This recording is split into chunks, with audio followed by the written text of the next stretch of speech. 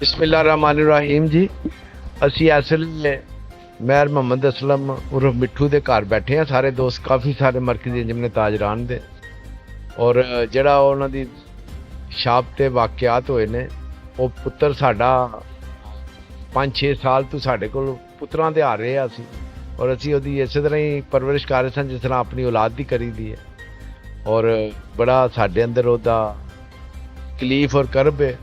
बाकी अल्लाह के मामलात दे असी दखल नहीं दे सकते, वो खुदा बेहतर जानता है। उन्होंने वालदैन भी बड़े बीबा लोग और बड़े अच्छे इंसान ने, उन्होंने बड़े इस अल्लाह की जिहड़ी रज़ा है उन्होंने कबूल किया है। उन्होंने साढ़े ते बड़े मकसद है कि अच्छे तरीके नाल बामी फाम तफहीम नाल असी उन्होंने मशकूर हाँ और साडा दुआ है साडी कि अगे भी असी उन्होंने हर मामलात दे विच बामी इतफाक के नाल मुहब्बत के नाल सारे मामलात किए ने और असी फिर भी उन्होंने वास्ते हाज़र हाँ। मिट्ठू अपनी जगह हाज़र है, मैं जवेद भट्ट अपनी जगह हाज़र है, नदीम भट्ट अपनी जगह हाज़र है और सब दोस्त असी उहदे वास्ते दुआए खैर भी करने हैं, दुआ भी करने और अल्लाह ताला उहदे वालिदैन नूं सब्र जमील। बिस्मिल्लाहिर्रहमानिर्रहीम। साढ़े बड़े ही प्यारे भाई महर असलम मिट्ठू साहब ते दुख च असी शरीक होन आए हैं अंजमन ताजरान। महर असलम मिट्ठू साहब दे बेटियां दी तरह बच्चा सी। नहायत ही अफसोस ते नहायत ही दुख। अल्लाह दी रज़ा है, होनी नूं कोई नहीं टाल सकता। जो अल्लाह दी रज़ा है, अल्लाह दे हर फैसले इंसान वास्ते बेहतर होंदे ने। असी इंशाअल्लाह इस दुख दी घड़ी विच महर असलम मिट्ठू साहब नाल अंजमन ताजरान मुस्लिम बाज़ार के प्लेटफार्म तो हर तरह के तावन वास्ते तैयार हाँ।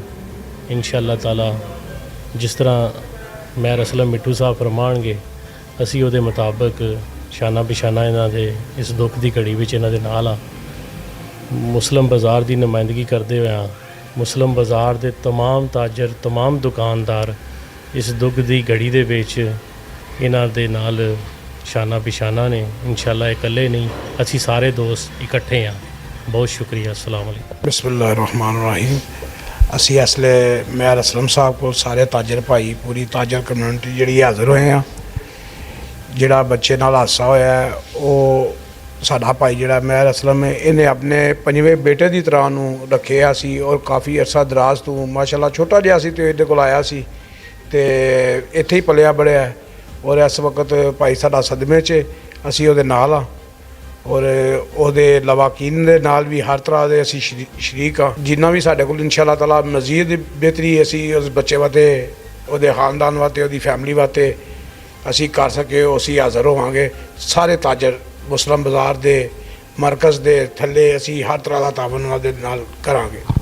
आप देख रहे हैं पाक न्यूज़, पाकिस्तान की आवाज़।